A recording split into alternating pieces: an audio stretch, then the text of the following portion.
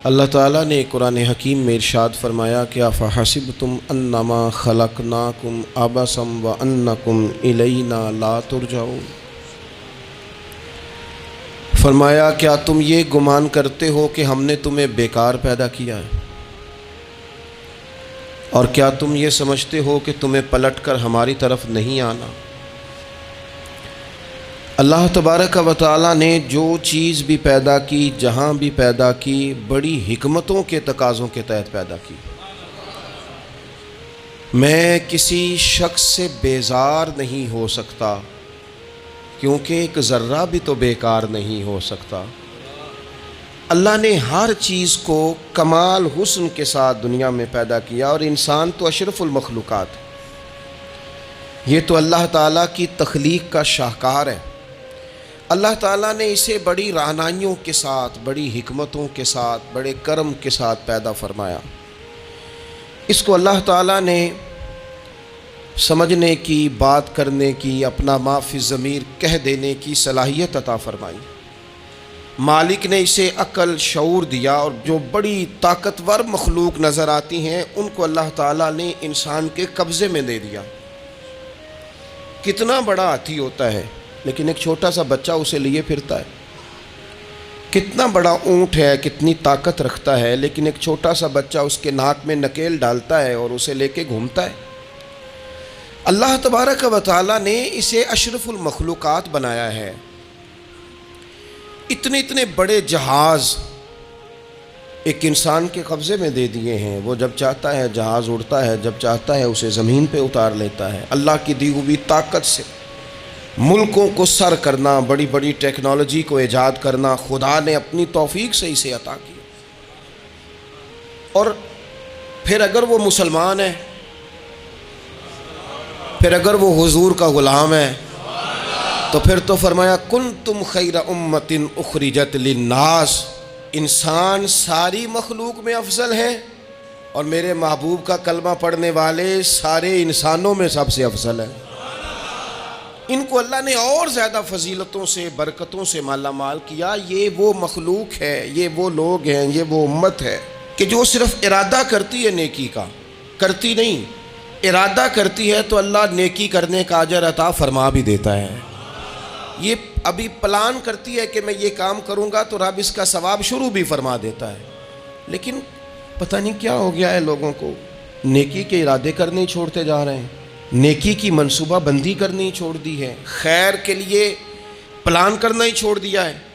بہت سارا وقت بیکار گزرتا ہے، بہت سارا وقت چوراہے پہ گزر گیا، بہت سارا وقت گپوں میں گزر گیا۔ عمرے دراز مانگ کے لائے تھے 4 دن، 2 آرزو میں کٹ گئے، 2 انتظار میں۔ ایک ڈھیر سارا طبقہ ہے جس سے پوچھتے ہیں کیا کر رہے ہو، تو کہتے ہیں بس کچھ بھی نہیں، ٹائم پاس کر رہا ہوں۔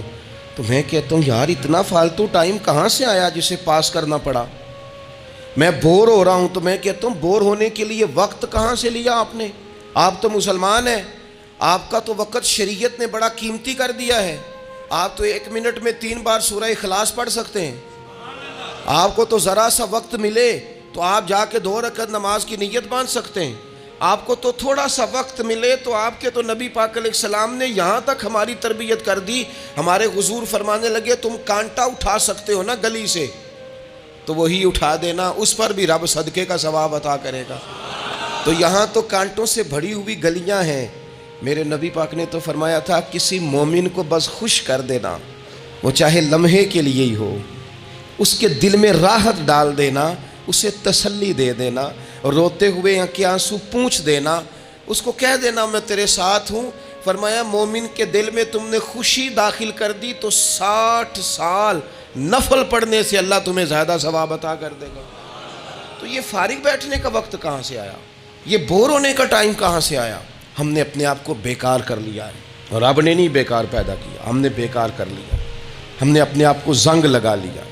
ملت کا وہ جوان جس کو چاہیے تھا کہ وہ خاندان کے 20، 50، 60 لوگوں کو لے کر چلتا، کفالت کرتا، نمائندگی کرتا، آگے بڑھ کے کہتا میں ہوں نا، گھبرانا نہ، وہ نوجوان خود دکھ سناتا ہے رو رو کے، وہ مجبوریاں سناتا ہے، وہ کچی کچی باتیں کرتا ہے، وہ کہتا ہے مجھے کالا جادو ہو گیا ہے، وہ کہتا ہے فلانے کی نظر لگ گئی ہے، وہ کہتا ہے چچا نے آگے نہیں جانے دیا، وہ کہتا ہے میں ابا جی نے صحیح تقسیم نہیں کی تو میں پیچھے رہ گیا.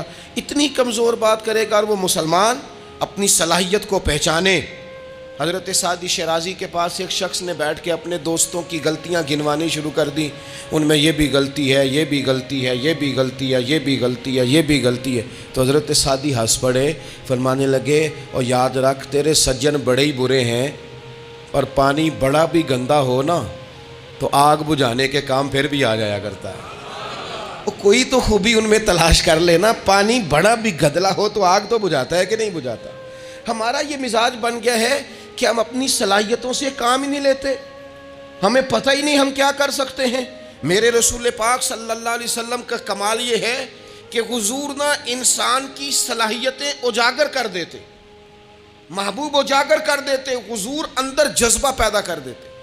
اس طرح کا وہ اقبال کہتے ہیں کہ تمہارا وقت کا امام وہ نہیں ہوتا جو تمہیں کہے حالات بڑے خراب ہیں، اس قوم کا کچھ بھی نہیں ہو سکتا، اس ملک کا کچھ بھی نہیں ہو سکتا، فلانا ادارہ بھی خراب ہو گیا، فلانا بندہ بھی کرپٹ ہو گیا، فلانا بھی دنیا دار ہو گیا، پیر بھی خراب ہو گئے، مولوی بھی خراب ہو گئے، سیاستدان بھی خراب ہو گئے، اور بیوروکریٹس بھی خراب ہو گئے، اور تاجر بھی خراب ہو گئے، اور فلانی برادری یہ ظلم کرتی، فلانا قبیلہ یہ ظلم کرتا ہے، فلانے شہر کے لوگ. اسی چکر میں صرف مایوسیاں پھیلانی ہیں، کبھی خیر کی بات ہی نہیں کرنی.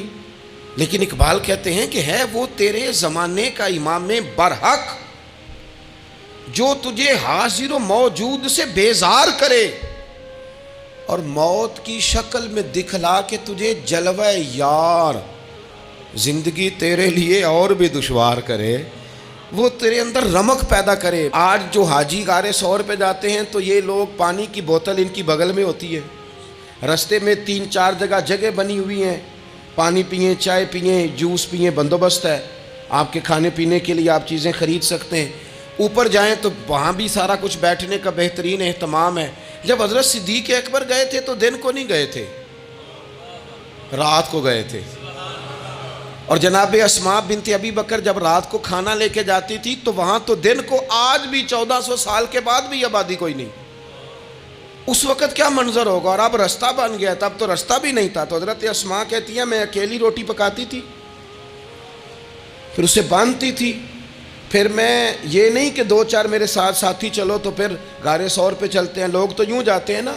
فرماتی میں دیکھتی تھی ادھر ادھر کہ کوئی ہے تو نہیں، دیکھ تو نہیں رہا. جب کوئی نہیں ہوتا تھا تو رات کو جاتی تھی اور غار پہ کھانا دے کے آتی تھی. اور حضرت صدیق اکبر نے حضور کو کندھوں پہ بٹھا کے کہا تھا حضور پتھر نکیلے ہیں، ان کی نوک تیز ہے، کہیں مقدس قدموں کو تکلیف نہ دیں، اگر مہربانی کریں تو میرے کندھوں پہ نہیں بیٹھ جاتے. حضور حضرت صدیق اکبر کے کندھوں پہ بیٹھ گئے. درویش کہنے لگے پباں پار قدم نہیں جے لاؤندا تے 100 پہاڑ تے چڑھیا جاندا، او پیا جاندا جے یار نبی دا، اے اصلی دلدار نبی دا. او پیا جاندا جے یار نبی دا، اے اصلی دلدار. اپنے اندر جذبہ پیدا کرے. ہم کچھ کر سکتے ہیں. غریب ساری زندگی دکھ ہی سنائے گا کہ میں غریب ہوں. اس نے محنت کب کرنی ہے، جد و جہد کب کرنی ہے، اس نے آگے کب پڑھنا ہے، وہ کب تک یہ کام کرے گا. اپنی زندگی کے اندر شعور پیدا کریں اور اپنی صلاحیت سے کوئی نفع لیں. آپ کیا کر سکتے ہیں زندگی میں؟ میں نے کہا کچھ نہیں کر سکتے، گلی سے روڑا تو اٹھا سکتے ہیں کہ نہیں. کچھ انقلاب اپنے مزاج میں پیدا کریں، کچھ تبدیلی پیدا کریں. اس کے لیے سب سے زیادہ ضروری یہ ہے کہ ہم اپنے اندر اخلاقی تبدیلی لانے میں کامیاب ہو جائیں. کائنات میں ایک قوم وہ سمجھتی ہے جن کا اخلاق سنور جاتا ہے، اور جو لوگ اپنے اندر اخلاقی تبدیلی نہیں نہ لاتے. آپ دیکھیں نبی پاک علیہ السلام کا انقلاب کس طرح کا ہے. عرب کے لوگ سمجھتے تھے کہ معاف کرنا بزدلی ہے، صبر کرنا بزدلی ہے. وہ کہتے تھے یہ کیا بات ہوئی، ہمارا دشمن کیا سمجھے گا کہ بزدل ہے، انہوں نے معاف کر دیا ہے. وہ کہتے تھے معاف کر دیں تو کمزور پڑ جائیں گے، سامنے والا کہے گا کہ ان کے پلے کچھ نہیں، معاف کر دیا. اور ہمارے زمانے میں آج معاف کمزور آدمی کرتا ہے، طاقتور آدمی معاف نہیں کرتا. وہ جس کے پاس طاقت نہیں ہوتی وہ کہتا ہے ٹھیک ہے میں نے اللہ پہ چھوڑ دیا، حالانکہ اس نے بھی اچھا کیا. پر کمال تو یہ ہے کہ تیرے پاس ساری طاقت ہو پھر بھی تو فیصلہ اللہ پہ چھوڑے. اور حضرت موسیٰ کلیم اللہ علیہ السلام نے عرض کیا تھا مالک تیرے بندوں میں تیری نظر میں معزز کون ہے؟ تو رب کریم نے فرمایا میرے کلیم جس کے پاس بدلہ لینے کی طاقت ہو پھر بھی معاف کر دے وہ رب کی نظر میں بڑی عزت والا ہے۔ عرب کے لوگ سمجھتے تھے یہ بزدلی ہے کہ میں معاف کر دوں، لیکن حضور نے ان کو اخلاقی طور پہ بدل دیا، اور نبی پاک نے فرمایا معاف کرنا بزدلی نہیں، یہ تو اعلیٰ ظرفی ہے۔ تو پھر کس طرح بھلا معافی ان کو ہوئی؟ فتح مکہ کے دن حضور نے اس طرح نہیں معاف کیا کہ پہلے ہمارے ہاں بھی لوگ معاف کرتے ہیں تو ہم پتہ کس طرح معاف کرتے ہیں، پہلے ساری اس کی زیادتیاں گنواتے ہیں۔ پتہ ہے نا تو نے اس وقت کیا کہا تھا، یاد ہے نا تو بڑی ڈینگے مارتا تھا، یاد ہے نا تو بڑی بڑکے مارتا تھا۔ عرب کے لوگ سارے سامنے کھڑے ہیں، پتہ کون کون ہیں؟ اکرمہ بن ابو جہل آخری دن تک لڑے، ابو سفیان آخری دن تک لڑے، سارے لوگ سامنے کھڑے، کچھ بھاگ گئے ہیں جان بچا رہے ہیں۔ حضور نے کیا فرمایا؟ فرمایا پتہ تمہارے ساتھ آج سلوک کیا کرنا ہے؟ یا رسول اللہ بتائیے۔ تو نبی پاک نے فرمایا وہی کرنا ہے جو جناب یوسف نے بھائیوں کے ساتھ کیا تھا، بات ہی کوئی نہیں کرنی، پچھلا قصہ چھیڑنا ہی نہیں، نہ کانٹے بچھانے کی بات کرنی ہے، نہ روڑے مارنے کی کرنی ہے، نہ بدر میں آنے کی کرنی ہے، نہ احد میں پتھر مار کے دانت شہید کرنے کی بات کرنی ہے، نہ خندق کی بات کرنی ہے، نہ خیبر کی کوئی بات۔ جاؤ نہ معاف کیا، بات ہی کوئی نہیں کرنی، معافی دے دی۔ ابو سفیان کہنے لگے حضور مجھے بھی معافی ہے۔ سونیا تیرے کرم پہ قربان جاؤں۔ میرے کریم فرمانے لگے تو قبیلے کا سردار ہے، مکہ شریف کے لوگ تجھے بڑا سمجھتے ہیں، دیکھ حضور معاف بھی کرتے ہیں اور عزت بھی دیتے ہیں۔ فرمایا جا میں نے تجھے معاف کیا، اور جو تیری حویلی میں آ کے پناہ لے لے گا میں اسے بھی معاف کر دوں گا، اسے بھی معافی مل جائے گی جو تیرے گھر آ جائے گا۔ اب تبدیلی آ گئی، وہ جو اندر کفر تھا وہ ٹوٹ گیا، انقلاب آ گیا۔ یہی ابو سفیان جو کل تک مخالفت میں لڑتے تھے پھر یہ حضور کے ساتھ جنگوں میں جاتے، اور اس طرح جاتے کہ حضور گھوڑے پہ بیٹھے اور جناب ابو سفیان نے گھوڑے کی لگام تھامی ہے، ہر میدان میں گئے، ہر جگہ خدمت کی۔ اکرمہ بن ابو جہل کا پتر ہے، کوئی کسر نہیں چھوڑی اس نے، حد کر دی، ہر جگہ لڑا، ہر مقام پہ۔ لیکن فتح مکہ کے موقع پر یہ بھاگ گیا تھا، جان بچا کے چھپ گیا۔ اس کی بیوی آئی، آگے کہنے لگی سونیا میرے چھوٹے چھوٹے بچے ہیں، مجھے پتہ چلا ہے کہ میرے شوہر کے لیے آپ نے ڈیتھ وارنٹ جاری کر دیے ہیں کہ جہاں ملے مار دیا جائے، صحابہ نے یہ اعلان کیا ہے، وہ سخت مجرم ہے، اس کے لیے سخت آرڈر جاری کیا گیا ہے۔ تو کریم کیا فرمانے لگے؟ حضور فرمانے لگے تو کیا چاہتی ہے؟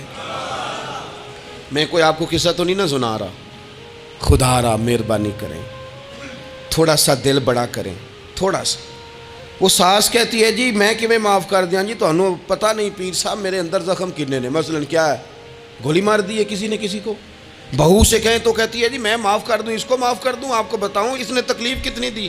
مہربانی کرو ایک دوسرے کو معاف کرو، اپنے دل میں گنجائش پیدا کرو۔ اس بندے کی بات ہو رہی ہے جو باپ سے لگا ہوا ہے مخالفت کرنے، ابے نے بھی ظلم کیے، اس نے بھی کیے۔ حضور اس کی بیوی سے کہتے ہیں کیا چاہتی ہے؟ کہنے لگی حضور معاف کر دیں اسے۔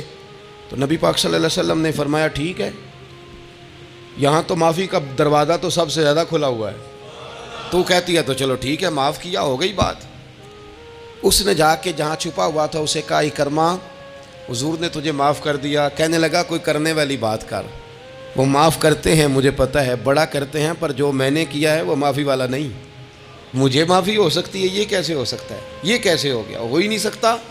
اس کی بیوی پھر آئی، کہنے لگی حضور وہ مانتا نہیں، یہ تاریخ صرف میرے رسول کی ہے، یہ سیرت صرف میرے رسول کی ہے، کہ جس کو معاف کیا جا رہا ہے اس کی سمجھ میں بات نہیں آ رہی کہ بھلا مجھے معاف کر دیا ہے۔ حضور کہتے ہیں اچھا تو بتا وہ کیسے مانے گا؟ کہنے لگی حضور اگر کوئی نشانی دے دینا، عرب کے لوگ تلوار دے دیتے تھے، زرہ دے دیتے تھے، پگڑی دے دیتے تھے، چھڑی دے دیتے تھے، یہ دلیل ہوتی تھی کہ فلاں نے نشانی دے دی۔ اگر کوئی مل جائے نا نشانی، محبوبہ اس طرح تو کوئی نہیں کرتا جیسے آپ کرتے ہیں۔ کریم نے اپنے سر سے پگڑی اتاری اور فرمایا میری پگڑی بطور علامت کے نشانی کے لے جا، اسے کہہ دے میں نے معاف کیا۔ اب اکرمہ کو معافی ہو گئی، وہ آ رہے ہیں، یوں اخلاق بدلتے ہیں، وہ آ رہے ہیں۔ یہاں کوئی بڑا آدمی آئے نا تو پہلے اعلان ہوتا ہے فلاں بن فلاں صاحب آ رہے ہیں، اب ان کو دعوت دیتے ہیں، لیکن وہ اعلان چھوٹا کرتا ہے بڑے کے لیے۔ یہاں انوکھا باب ہے، اکرمہ کلمہ پڑھنے آ رہے ہیں، نبی پاک صحابہ سے کیا فرما رہے ہیں؟ فرمایا وہ کلمہ پڑھنے آ رہا ہے، اطاعت قبول کر کے آ رہا ہے، سر تسلیم خم کر کے آ رہا ہے، اس کے سامنے اس کے باپ کے کسی ظلم کا اظہار نہ کرنا۔ اس کے باپ نے بڑے ظلم کیے ہیں، زیادتیاں کی ہیں، ہم تذکرہ یہاں ہوتا ہے، لیکن اس کے سامنے نہ کرنا، اس کا تو ابا ہے نا، اس کا تو باپ ہے نا، کوئی بات نہ کرنا، اسے تکلیف ہوگی۔ کس کے لیے؟ صحابہ رو رہے ہیں، حضور یہ کس کے لیے تیاری کرا رہے ہو؟ وہ آ گئے، قدموں سے لگ گئے، کلمہ پڑھ لیا، کھول کے روئے، حضور میرے لیے بھی معافی ہے؟ تو کریم نے فرمایا ہاں، میں رحمت والے رب کا رحمت والا رسول ہوں، ہے نا معافی۔ اکرمہ مسلمان ہو گئے، پھر تلوار کو صاف کر کے کہنے لگے سونیا پہلے یہ اسلام کی مخالفت میں لڑتی تھی، اب حمایت میں لڑے گی، مجھے بتائیں۔ ایک ایک گلی اکرمہ گئے اسلام کی حمایت میں تلوار لے کے، ایک ایک گلی۔ اور آپ پچھلے جہاد میں بھی گئے تھے، اس جہاد میں نہ جائیں تو کہنے لگے کفارہ نہیں ادا کرنا، پچھلے داغ نہیں صاف کرنے، میں جاؤں گا، گلی گلی جاؤں گا، نگر نگر جاؤں گا، جھنڈا لے کے جاؤں گا، میں بتاؤں گا کہ جب کوئی مدینے والے کے پاس آئے تو رب دل بدل دیا کرتا ہے۔ انقلاب آتے ہیں، عادتیں بدلتی ہیں، طبیعتوں میں تغیر آتا ہے، کون کہتا ہے نہیں آتا؟ میں جاؤں گا۔ حمص میں حضرت عمر کے زمانے تک اکرمہ لڑے، سالوں میدان میں رہے اسلام کی حمایت میں، اور پھر حمص کے میدان میں حضرت عمر کے دور میں لڑتے ہوئے شہادت کی موت اللہ نے انہیں عطا فرمائی۔ یہ آپ دیکھیں حضرت خالد بن ولید کون ہے؟ کہنے لگے حضور میں تو بڑی شدت سے اسلام کے خلاف لڑتا تھا، میری غلطیاں بھی معاف ہو جائیں گی؟ تو حضور فرمانے لگے اسلام پچھلے سارے معاف کرا دیا کرتا ہے، نئی زندگی کا آغاز ہو جاتا ہے، نئی زندگی کا آغاز ہوتا ہے۔ حضور نے فرمایا جو رمضان میں عبادت کر لے نا، ایمان کے ساتھ رمضان میں عبادت کر لے، اللہ اس کے پچھلے سارے معاف فرما دیتا ہے۔ اب وہ نئی زندگی کا آغاز کرے۔ جس نے شب قدر پہ رو رو کے توبہ کی ہے، وہ رمضان کے بعد کرپشن چھوڑ دے، جھوٹ چھوڑ دے، بددیانتی چھوڑ دے، دل دکھانا چھوڑ دے۔ جس نے رمضان میں روزے رکھے، تراویح پڑھی ہے، وہ نئی زندگی کا آغاز کرے۔ خدا کی رحمت سے گناہ معاف ہو گئے، اب وہ آگے بڑھے۔ نبی پاک علیہ السلام نے فرمایا جو اللہ کے گھر کا حج کار آیا وہ اس طرح ہے جس طرح آج ماں کے پیٹ سے پیدا ہوا ہے۔ اب نئی زندگی کا آغاز کرے، اب وہ اپنی عادات میں تبدیلی لائے، اب وہ بدل جائے۔ میں کس درد سے یہ بات آپ سے کروں کہ 50 لاکھ مسلمان ہر سال حج کرتا ہے، اگر 25 لاکھ کا کردار بھی ٹھیک ہو جائے تو سال کا 25 لاکھ با کردار مسلمان اگر دنیا کو دیا جائے تو بتائیے امت مسلمہ کا سر کتنا اونچا ہوگا۔ لیکن ہمارا حال وہی ہے کہ آج بھی کیتی جاندے ہو تے لہو بھی پیتی جاندے ہو، کھو کے مال یتیماں دا تے بھیج مسیتی جاندے ہو، پھٹ دلاں دے سیندے نہیں تے ٹوپیاں سیتی جاندے ہو، نفس تے چھری پھیر دے نہیں دمبے کیتی جاندے ہو، فرض پلائی بیٹھے ہو، نفلاں نیتی جاندے ہو، او دسو تے سی بلے شانو ایک ہی کیتی جاندے ہو۔ بات وہی ہے کہ کعبے گئے، مدینے گئے، کربلا گئے، جیسے گئے تھے گھوم پھر کے ویسے ہی آ گئے۔ کچھ تبدیلیاں اپنے مزاج میں لائیں، اپنی عادات میں لائیں۔